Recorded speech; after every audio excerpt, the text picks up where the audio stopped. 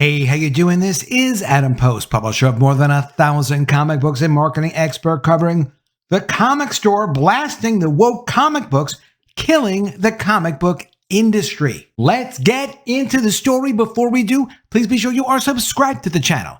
Click the bell for notifications. Give me a thumbs up. I really appreciate you guys. There's a great story from Cosmic Book News. Comic book store owner blasts DC and Marvel Comics writers, and the industry reacts. A few veteran comic book creators responded. From bounding into comics, Marvel Comics executive Tom Brevoort denies industry is dying, instead argues what is likely happening is that the market is changing. Even the New York Post noticed and had a piece, woke comic books are laughable money losers, but DC and Marvel keep pushing them anyway. And another veteran comics writer said, some dudes have decided that comics are just like a restaurant, is the hill they're gonna die on. And Ron Mars claims that comics are not like a restaurant. And Ron Mars, he's been in the industry a long time, but he is absolutely wrong.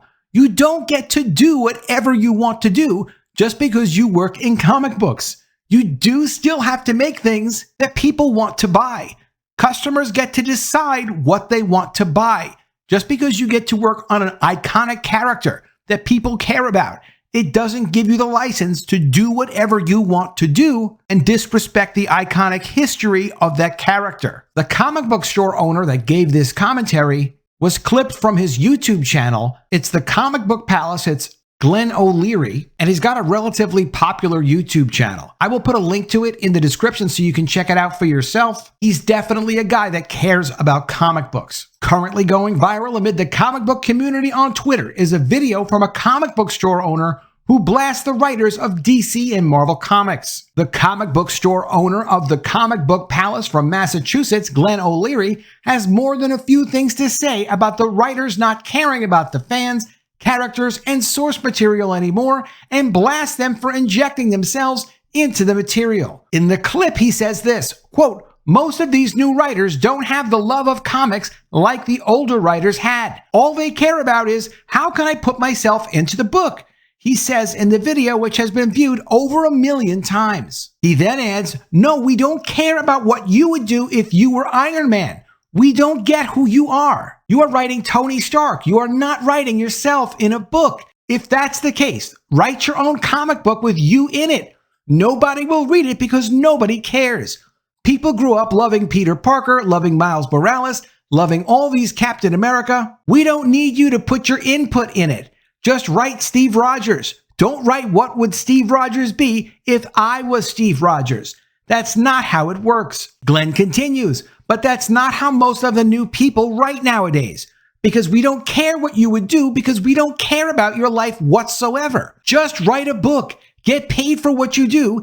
Get paid for what you are supposed to be doing and make it a good story. Mark Millar did an interview with Glenn and it's on Mark Millar's channel now. I will have a link to that in the description. I did not get a chance to see it yet. Comic book industry veterans reacted to Glenn O'Leary. And this could have been a lot worse. Following the video going viral, industry veterans reacted to the footage, some with opposing opinions including Jamal Engel, Gail Simone, Jim Palmiotti, and Mark Millar. Gail Simone reacts, quote, this is a tiny clip of a much longer video, tweeted Simone, who seems to play off of it as just good fun. She continued, this gentleman has had his store 30 years.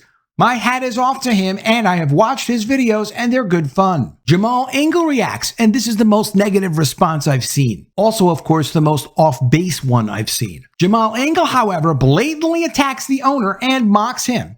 Quote, who is this lovely individual, he tweeted. He's gonna be real shocked about how all comics have been written and how writing in general works.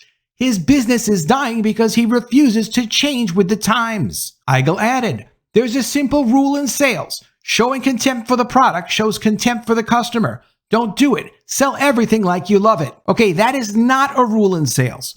A rule in sales to think about is authenticity. Do not sell something that you know is garbage, otherwise you're a fraud.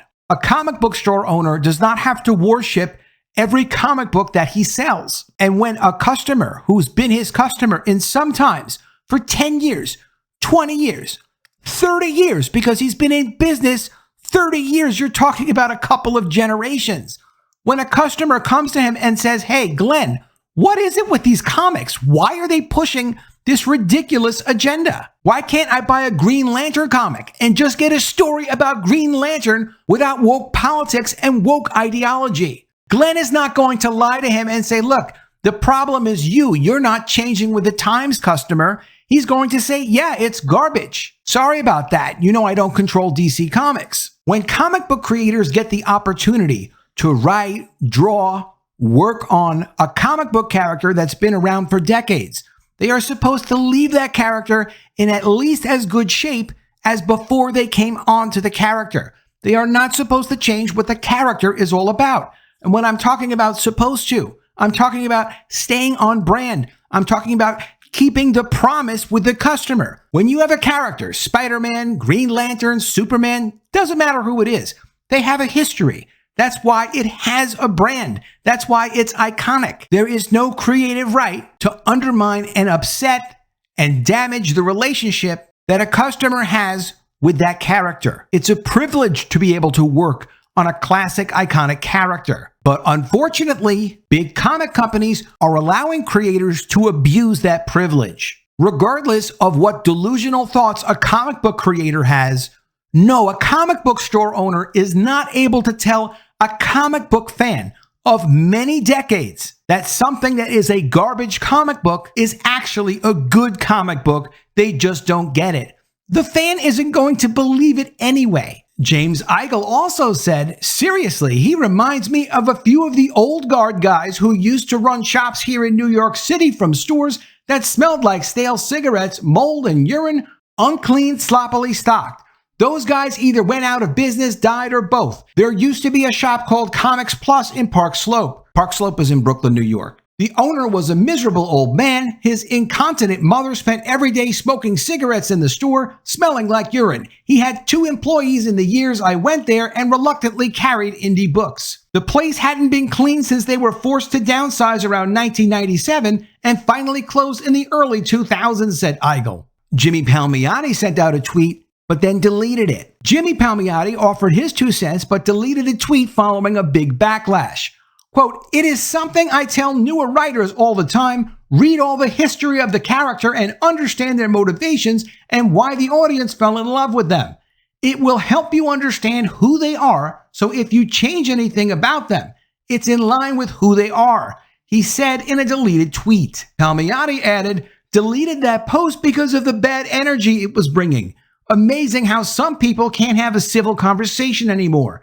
I enjoy hearing both ends of an argument, but it has to stay polite. Jimmy, if you know his social media, is definitely not on the right. Jimmy is pretty much on the left. But even he, I think, is starting to realize the people who want to change the culture are really extreme. They're not just about adding to the culture or being included in the culture. They are about wiping out everything that happened prior to their new version of what the culture should be. And it's good to see at least a sensible comment from Jimmy Palmiotti. Mark Millar came to the defense of the comic book store owner. Mark Millar has been very active on Twitter, and it was great to see him support this retailer. This video has been everywhere in the past 24 hours, and rightly so, tweeted Millar. The rest of us are armchair generals declaring news from the front. Comic retailers are in the trenches and seeing exactly what's going on. He's clearly passionate about the direct market and upset what's been done to it. A fan also mocked the store owner. Okay, but does he have to look like a live version of the comic book guy from The Simpsons? Millar shot back. That's unfair. It's snobby to look down on someone just because they don't dress or look as cool as you want.